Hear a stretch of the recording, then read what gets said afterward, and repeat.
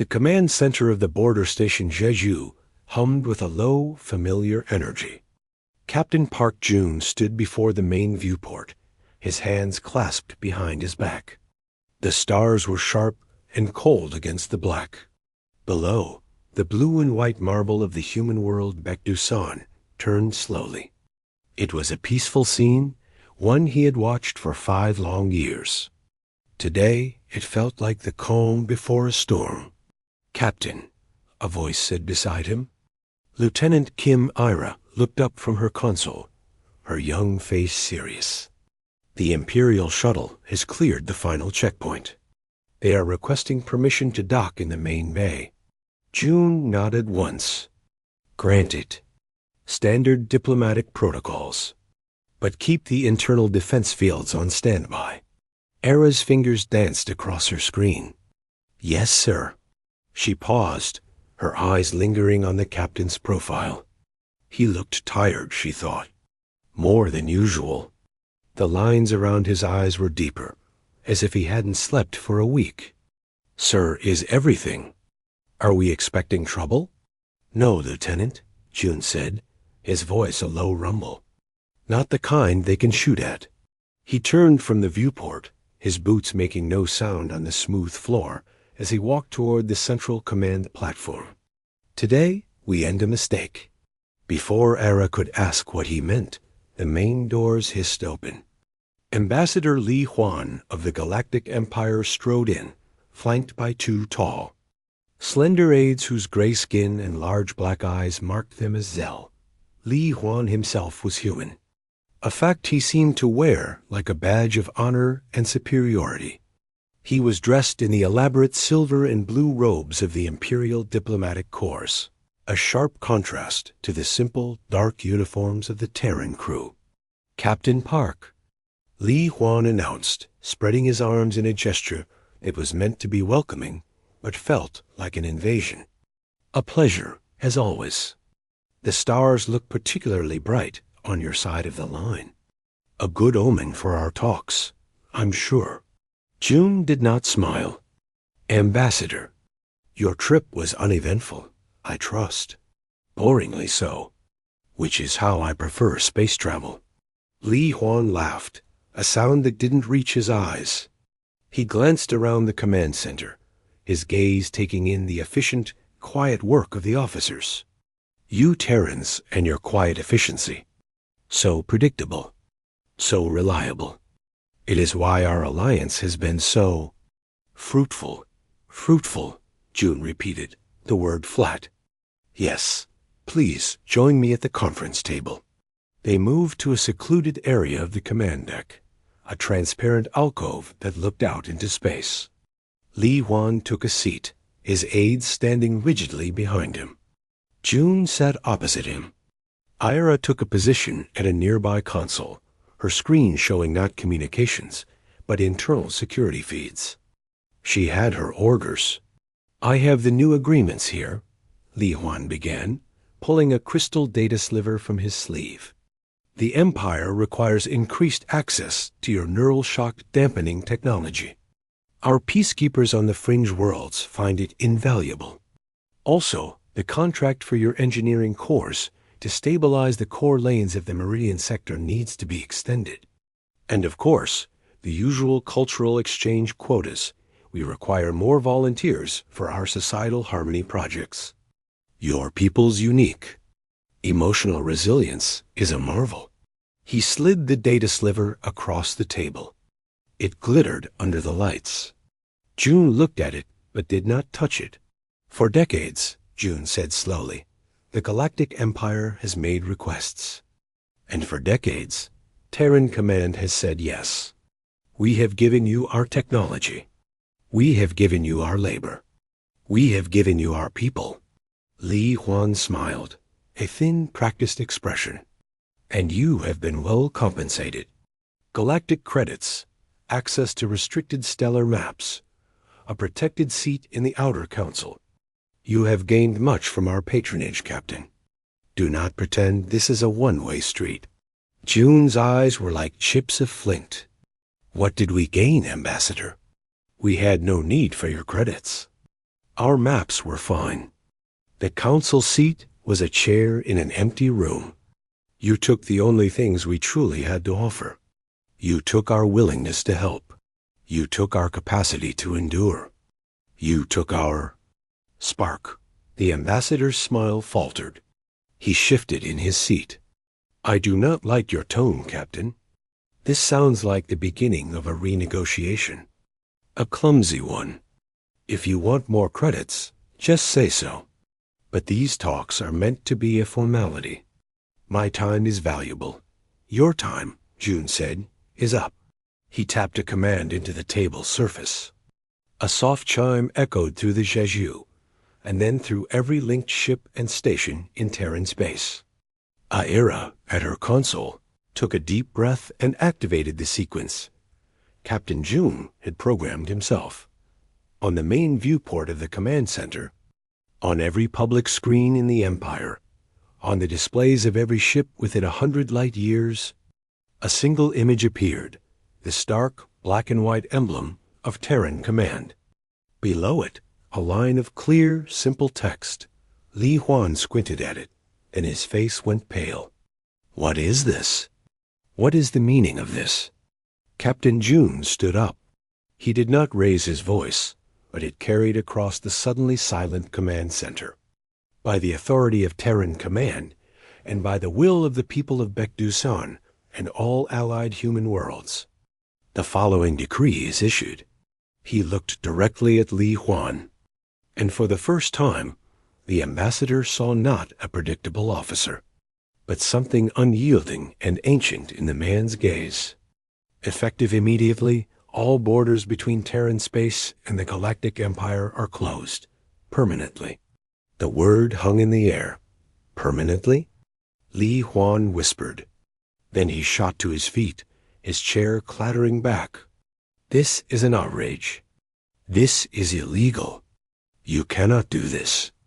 The trade agreements, the defense pacts, all are void, June stated. As of this moment, your shuttle is being escorted back to the border. All Imperial vessels in Terran space are receiving navigational data for their exit. They have 1 standard hour to comply. On the viewport, the emblem of Terran Command dissolved. In its place, a visual of the border region appeared. Dozens of Imperial freighters, science vessels, and a few sleek diplomatic ships like Li Huan's were highlighted in yellow. Gentle but massive, tractor beams from unseen Terran buoys were already engaging, nudging the ships toward the demarcation line. There was no aggression, no violence. It was a polite, firm eviction. You are making a catastrophic mistake.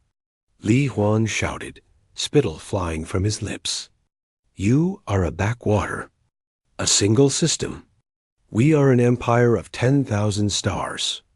You will be isolated. You will wither.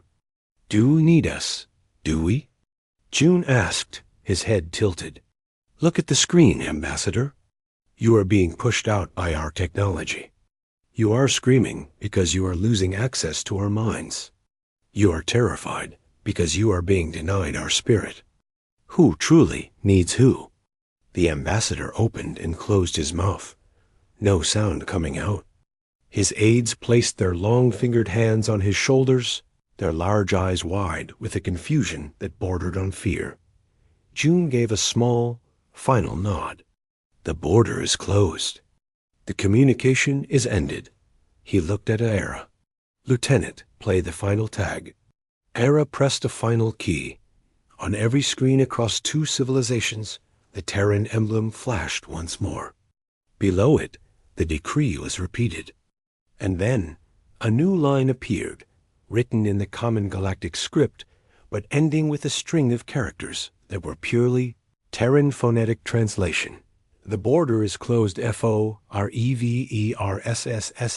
dot. The drawn-out, sibilant hiss of the final word echoed in the silent command center. It was not a sound of anger, but of absolute, airtight finality. A seal being applied. Li Huan stared, his body shaking with a mix of fury and a dawning, horrible understanding. He had come to collect a debt he thought was infinite. He had not considered that the bank could simply close. "Take him to his shuttle," June said to the two security officers who had appeared quietly at the alcove entrance. "See them to the border." As Li Huan was led away, sputtering threats and promises of retribution, June returned to the viewport. He watched the small, silver Imperial shuttle detach from the Jeju and turn toward the stark line that now divided the stars. Lieutenant Kim Ira came to stand beside him. "It's done, sir," she said quietly. "No," June said, his eyes on the retreating ship. "It has just begun. They will not accept this. They cannot. They are addicted, and we have just cut off their supply. Now, Lieutenant, we wait, and we show them what forever really means." Outside, the last Imperial ship crossed the border, and with a silent, shimmering ripple, the space behind it seemed to harden, to become darker and quieter, as if a door had not just been shut, but welded solid. The silence in the Imperial Senate chamber did not last. It shattered into a roar of clicking mandibles, hissed vowels, and deep, bellowing outrage. Senator Vexel, his carapace gleaming under the chamber lights, slammed a clawed limb on his podium. The sound echoed like a gunshot. An outrage. He screeched, his voice amplified to fill the vast room. A betrayal etched in starlight. These humans, these Terrans, they dared to spit on the hand that fed them. Holoscreens around the chamber replayed the brief, brutal message from the Jeju, the stark Terran emblem, the simple, awful words, the hissing finality of Foreverssssss. Each replay seemed to fuel the anger hotter. From his private gallery, Ambassador Li Huan watched, his face a pale mask. He had delivered his report, his voice shaking with a mixture of humiliation and fury. He had described the calm, cold face of Captain Park June. He had described the gentle, unstoppable push of the tractor beams. He had been ignored, pushed aside. The Empire was not listening to a failed diplomat. It was screaming at the void. For generations, they have benefited. Vexel continued, addressing the swirling mass of senators from 100 species. Our technology filtered to them. Our protection sheltered them. And this is how they repay us? With a door slammed in our faces? Across the chamber, another senator, a willowy being named Alora, with skin like mossy stone, raised a calming hand. "Senator Vexel, perhaps we should consider why." The message was not hostile. It was final. What have we missed? What we have missed, Vexel spat, is their latent aggression, their inherent instability. We welcomed their emotional volatility as a curiosity, a useful tool for our harmony projects. Now we see its true face, irrational, impulsive treachery. Li Huan looked down at his hands. Emotional volatility. A useful tool. The phrases rang in his head, bouncing off a memory he was trying to bury. It was from a year ago, a routine briefing on the Jeju. He had been waiting to see Captain June about some minor trade quota, and had wandered into a lower deck lab. Ward. The memory was clear, sharp, and now deeply uncomfortable. He had seen Dr. Song Mina in her lab. She was a small, serious woman with eyes that missed nothing. That day, those eyes were wide with something Li Huan had never seen in a human before. Pure, undiluted horror. She wasn't looking at a starship schematic or a new alloy. She was looking at a series of swirling, colorful patterns on a large screen, psionic resonance maps, the kind used to monitor collective psychic health. "It's a siphon," she had whispered. Not to him, but to her assistant, a young man named Choi. Her voice was tight. "Look at the harmonic convergence. It's not random. It's a directed field. Faint, almost undetectable, but it's there." Choi had leaned in, his face grim. The Empire's cultural harmony nodes. The ones we help them install on every shared world, on every joint station. They're not for harmony, Dr. Song Mina had said, the horror turning to a cold, hard anger. They are psychic pumps. They are drawing from us. Not our thoughts, not our memories. Something deeper. Our resilience. Our capacity for hope. Our sheer, stubborn will to keep going. She had tapped the screen, pulling up 2 data streams. One was a chart of human-reported psychological metrics from border worlds. A slight, steady increase in apathy, a decrease in creative output. The other was the Imperial Stability Index for their core worlds. For decades, the Empire had been culturally stagnant, emotionally flat. But in the last 20 years, their stability charts showed a miraculous, steadying line. No great joy, but no unrest. A perfect, placid flatline. They are using us, Dr. Mina had stated, turning finally and seeing Li Huan in the doorway. Her gaze had locked with his, and in it he saw an accusation that made him flinch. They are subconsciously leeching our ability to feel, to fight, to care. They are watering their dying garden with our souls. Li Huan had brushed it off then, called it speculative science, paranoid nonsense.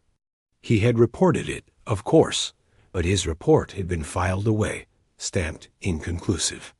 The Empire valued the human spark. Yes, but as one values a bright, warm fire. No one had admitted they were stealing the heat to keep their own house from freezing. No. In the screaming Senate, the truth of Dr. Song Mina's horror settled on Li Huan's shoulders like a lead cloak. The border wasn't closed because of a trade dispute. It was closed because humanity had found a parasite on its skin and had chosen to burn it off, even if it hurt. We must respond. Vexel was shouting. The Fifth Fleet is stationed at the rim. We must show them the cost of this insult. We must force the border open. Elora stood again.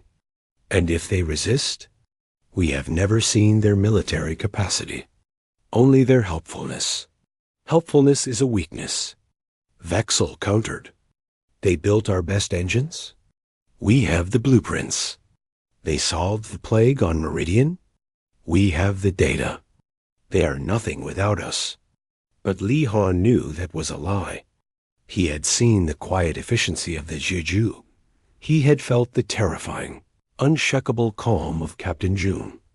This was not the action of an emotional, impulsive child.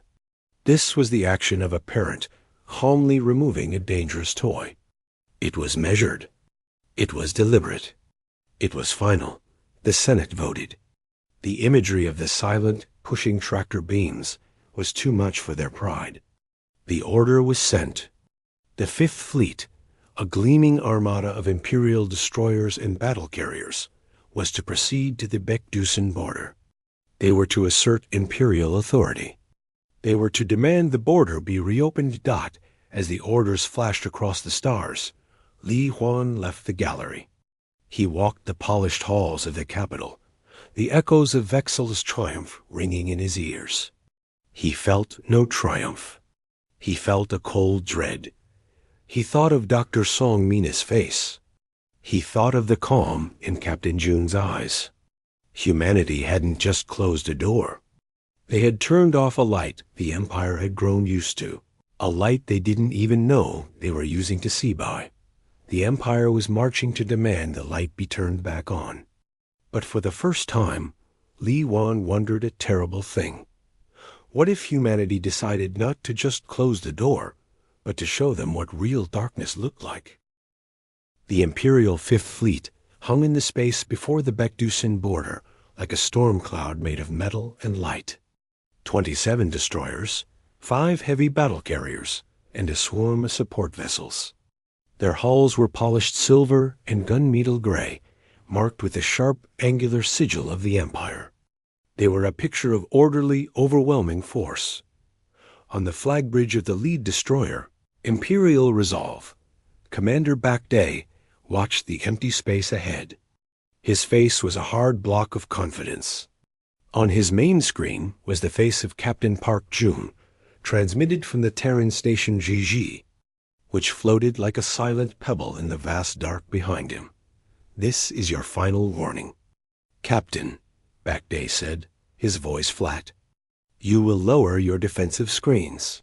You will deactivate whatever fields you are using to block transit. You will restore all diplomatic and trade channels. You have 1 standard hour to comply, or we will open the border ourselves. With force."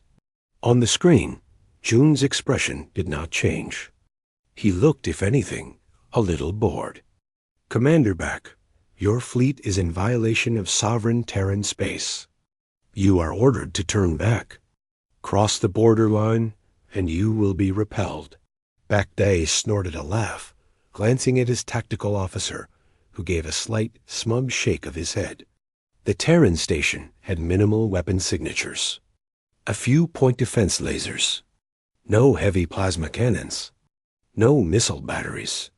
It was a civilian station with some shields. The idea that it, or the invisible line in space ahead of them, could repel the Fifth Fleet was a joke. You have no ships, Captain. You have no guns. You have a piece of paper that says forever. We have cannons that say now. The hour begins. Backday cut the transmission. He turned to his crew. "Move the fleet to tactical formation Delta. On my mark, we will advance across the border in a spearhead. Target the station's shield generators and propulsion. We will board it and arrest this Captain Jun for treason against Galactic Accord." The fleet shifted, ships gliding into attack positions with beautiful, deadly precision. It was a display meant to intimidate, to show the humans the futility of their stand. On the Jeju, Lieutenant Kim Hera watched the formation change on her sensor display. Her hands were steady on her console. "They're moving into attack pattern Delta, sir.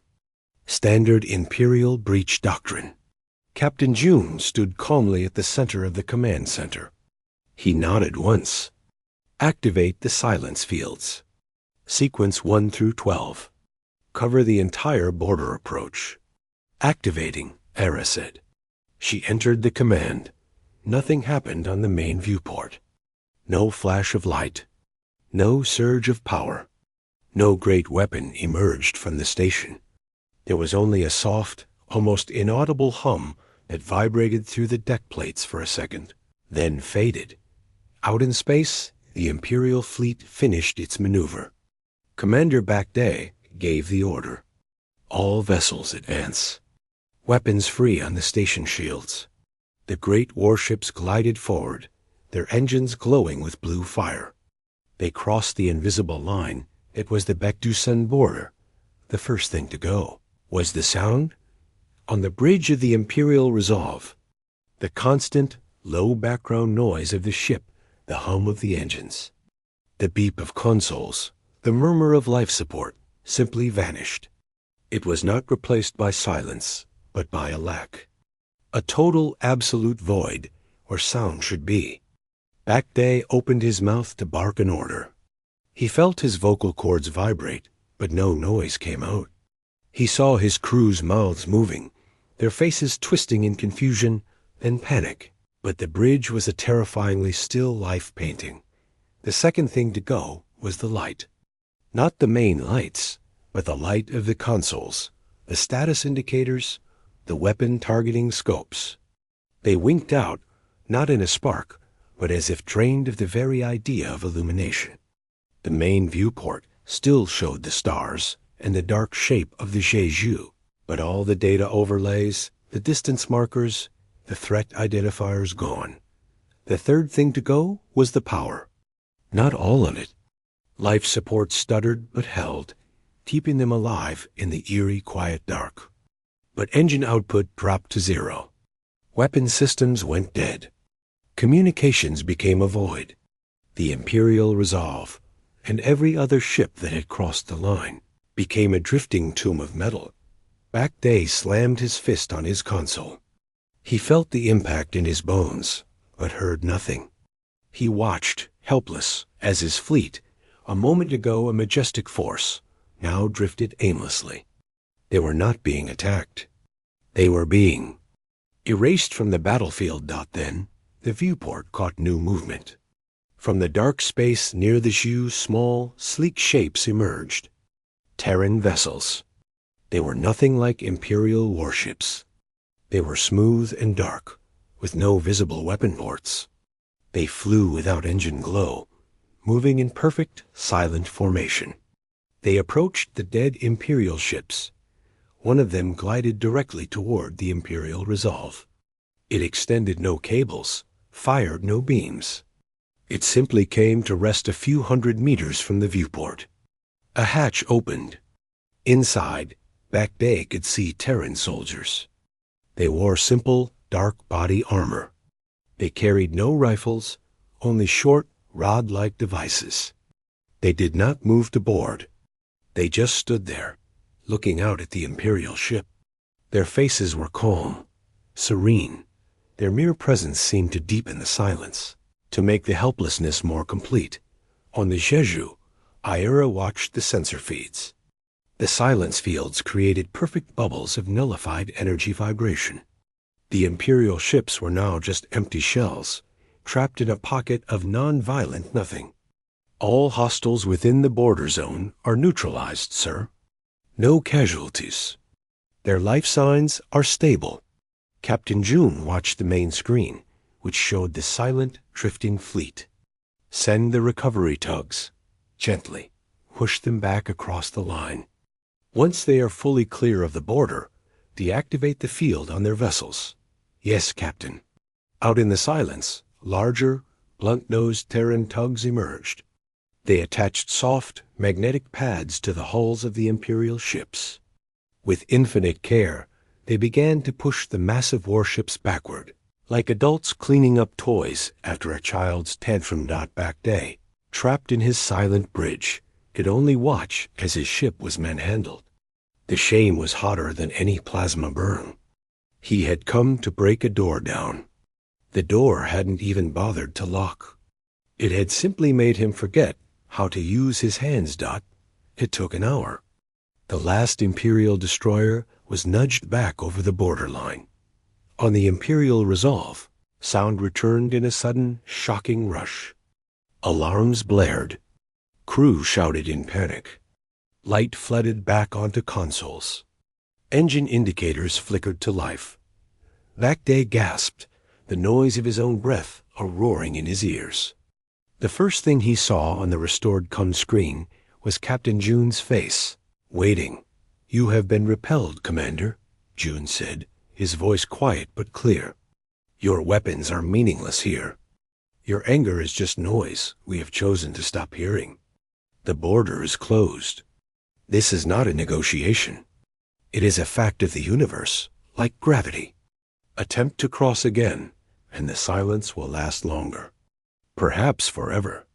The choice is yours. The transmission ended. Back Day stood amidst the chaos of his bridge, the frantic reports of system reboots, and confused crew washing over him. He stared at the now empty space where the Terran station and its dark, silent defenders waited. They hadn't fired a single shot. They hadn't needed to. He had come to teach humanity a lesson about power. Instead, humanity had taught him a new, terrible word: stillness. And in that stillness, the Empire's mighty roar had been less than a whisper. He gave the order, his voice hollow. Fall back. To rally Point Sigma. Tell the Senate. Tell them the door is not just closed. It is a wall we cannot break. The silence after the battle was not the silence of emptiness. It was the quiet of a held breath. On the Jeju, the crew worked with a calm focus. The Imperial fleet was gone, pushed back into the void. The strange, dark Terran ships had slipped away to wherever they came from. The only thing that marked the border now was a faint, shimmering distortion in space, like heat haze over a desert. Inside the station, Captain Park June walked the corridors. He saw the faces of his crew. They were not celebrating. They were not afraid. They were determined. They had done what was necessary. But as he passed a viewport, he stopped and looked not at the border, but inward, toward the planet below. Betusen hung in the black, a swirl of blue oceans and green continents, streaked with gentle white clouds. From here, it looked peaceful. It looked like home. He thought of Ambassador Li Huan's final desperate words. You will wither. You need us. He tapped a command into the panel by the viewport. The image zoomed, focusing on a coastline, then a city. Not a capital, just a place called Seongnam. He let the live feed play. The scene was not what the Empire imagined. They thought of human worlds as mirrors of their own cold, metallic, efficient cities under domes. Seongnam was something else. The city was built among and around great, gentle forests. Buildings were not towers of steel, but structures of grown wood and clean, white stone, shaped by technology to curve and flow like living things. Rooftops and terraces were lush gardens. Vines heavy with glowing, gene-modified fruit draped from balconies. The streets were not for vehicles, but for people and bicycles and quiet. Floating trams that hummed softly along magnetic lines dot in a large public square. Children laughed, chasing floating lights that looked like fireflies. People sat at open-air cafes, talking, not looking at screens. An old man played a stringed instrument under a tree whose leaves shimmered with soft blue light. In the distance, on a hillside, a man named Kang Tae worked. He was a horticulturalist. His hands, covered in soft soil, carefully tended to a new shoot from a tree that didn't exist anywhere else in the galaxy. Its bark was a deep, iridescent purple, and its budding flowers pulsed with a gentle, golden light. He wasn't just growing a plant. He was guiding a conversation between genes and starlight. This was the human spark the Empire had craved, not a weapon, but a song made visible. On the Jeju, Lieutenant Kim Era approached the captain. Sir, we are receiving a priority encrypted signal from the former ambassador, Li Huan. It's a direct plea. He claims it is for your ears only. June didn't look away from the view of Seongnam. Put it through to my ready room. A moment later, June sat in the small, quiet room. Li Huan's face appeared on the screen. He looked older, drained. The fine robes were gone, replaced by simpler clothes. He was no longer on an imperial ship, but in what looked like a sparse personal quarters. Captain, Li Huan began, his voice strained. I am speaking without the Senate's knowledge. I am trying to understand. June said nothing, waiting. You humiliated the Fifth Fleet. You made Back Day, one of our proudest commanders, look like a child. The Senate is in an uproar. They are talking of total war, of blockading your system until you starve. Let them talk, June said softly. But why? Li Huan's calm broke, his frustration bubbling over. Why do this? What do you want? You must want something. Resources? A quadrant of your own? A permanent seat on the High Council with veto power? Name it. I can be an intermediary. There must be a price to end this madness. June leaned back in his chair. He gestured to a secondary screen on his wall, which still showed the live feed from Seongnam. Kang Tae was now showing a small child how to gently touch the glowing petals of his flower. Look, Ambassador, June said. Look at that. That is what we want. Li Huan stared, confused. A garden? You are throwing away your future for a garden? Not for a garden. For the right to have it, June said. His voice was low, but every word was clear. For decades, we gave. We gave you our engineers to fix your broken things. We gave you our doctors to cure your plagues. We gave you our artists, our thinkers, our volunteers for your harmony projects. We thought we were helping a neighbor. He leaned forward, his eyes locking onto Li Huan's through the screen. But you were not a neighbor borrowing a tool. You were a thief in the night, stealing the wood from our house to feed your fire. You weren't taking our things, Ambassador. You were taking ourselves. The part of us that wants to build a beautiful thing just to see it grow. The part that gets back up. The part that hopes. You were drinking it, and you didn't even know you were thirsty. Li Huan's face paled. The memory of Dr. Song Mina's lab, her horrified words, crashed over him again. The psionic resonance theory. It was true? It was a fact, June said. We were a battery. You were draining us to feel stable. To feel nothing, instead of feeling the hard, beautiful, messy everything that life is. We have now unplugged you. But the price? Li Huan insisted, clinging to his old way of thinking. Just tell the Senate a price, so we can pay it and make this go away. June shook his head, a look of deep, weary sadness on his face. You still do not understand. We wanted nothing from you. We gave. You took. We have now stopped giving. He paused, letting the words hang in the quiet room. The price was our soul, Ambassador Li. The account is closed. There is no transaction left to make.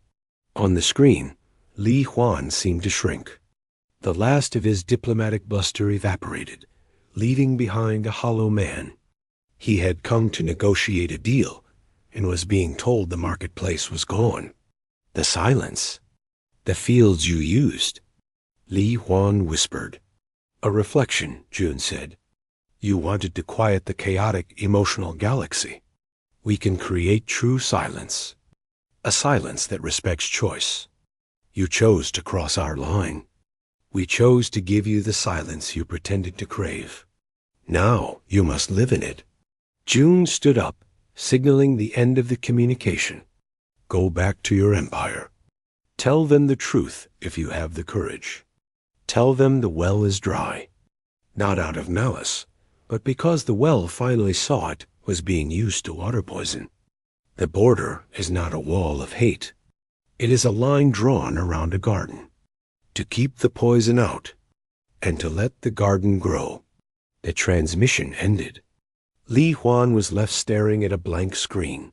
The peaceful, glowing image of Seongnam burned into his mind. He had offered credits, territory, power. The captain had shown him a man touching dirt and a child's wonder at a glowing flower. He finally understood. The thing the empire had lost, the thing it had tried to steal, was not for sale. It could only be lived. And humanity had just decided to live it, alone, forever. The word no longer sounded like a threat, but like a solemn, peaceful promise. A standard century is a long time for individuals. For empires, it is the blink of an eye. For a silent, unwavering fact, it is nothing at all. The Baekdusan border had become a feature of the galaxy. They called it the Quiet Line, or the Forever Wall.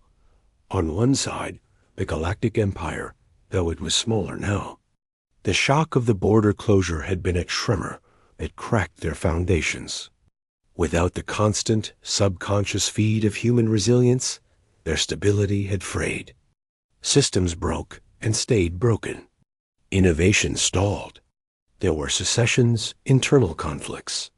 They were still a power, but a diminished one, living in the echoes of their former glory. They had learned to fear the dark, quiet space on their star maps.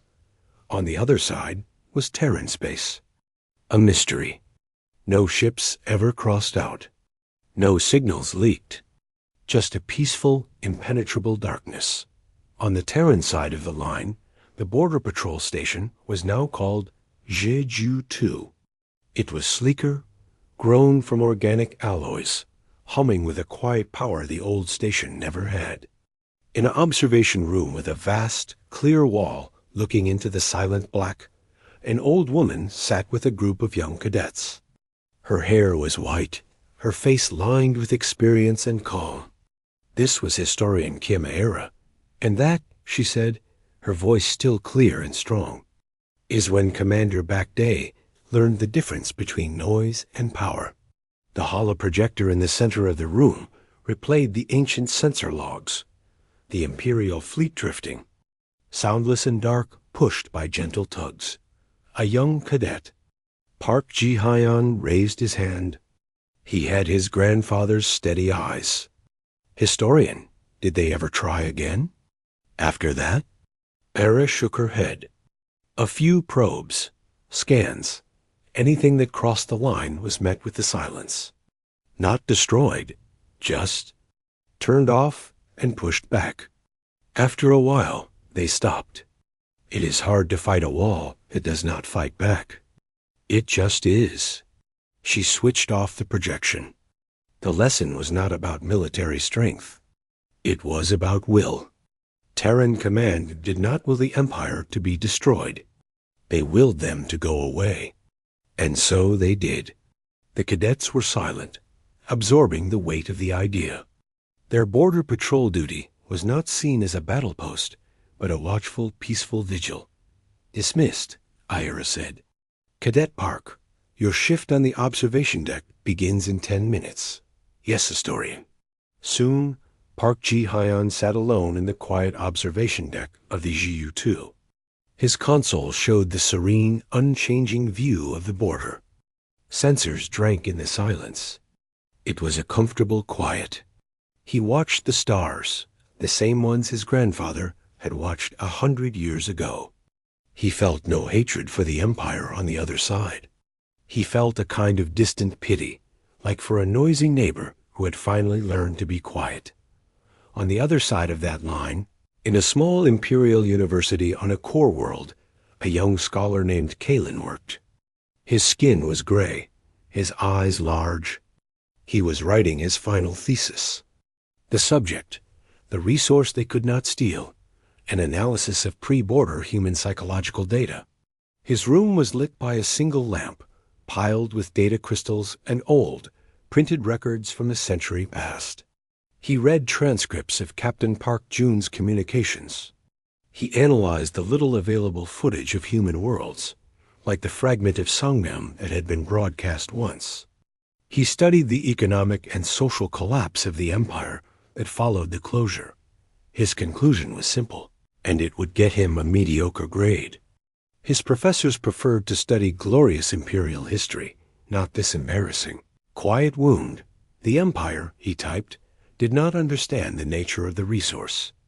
We saw human emotionality as a chaotic energy to be harnessed and quieted for our own stability.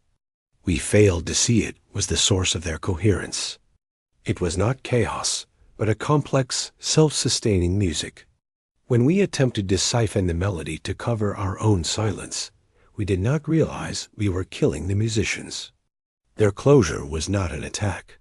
It was the band leaving the stage after the audience refused to listen and instead tried to steal the instruments. We are left with the memory of a song we never truly understood.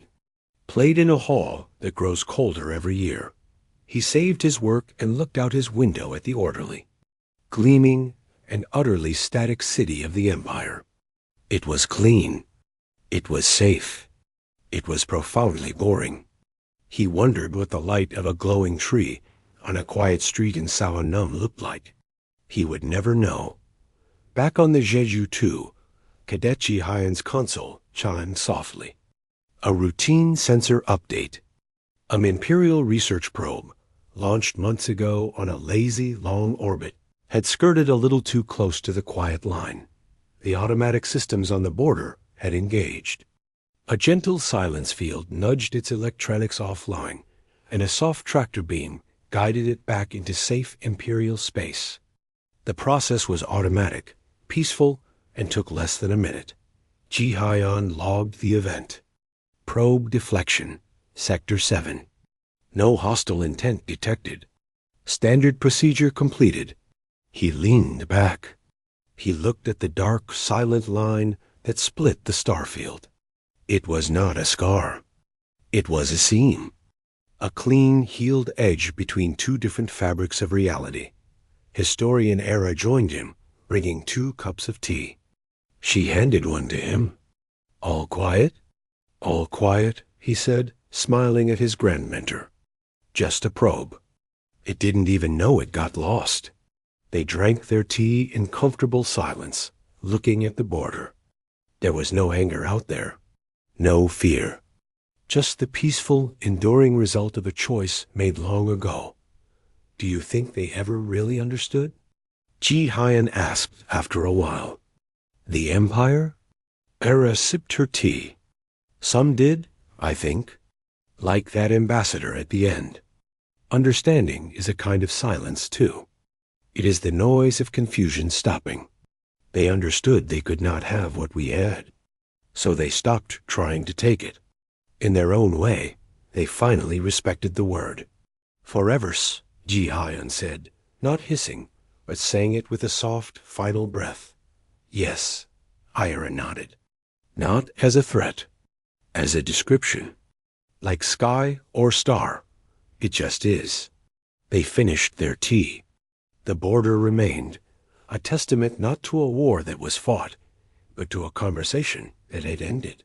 Humanity had not conquered. They had simply chosen, with a will as hard and quiet as diamond, to be themselves. And in a noisy, demanding galaxy that had been the most powerful, the most peaceful, and the most permanent thing of all. The quiet line would stand, a monument to the day the music decided to play for itself forever.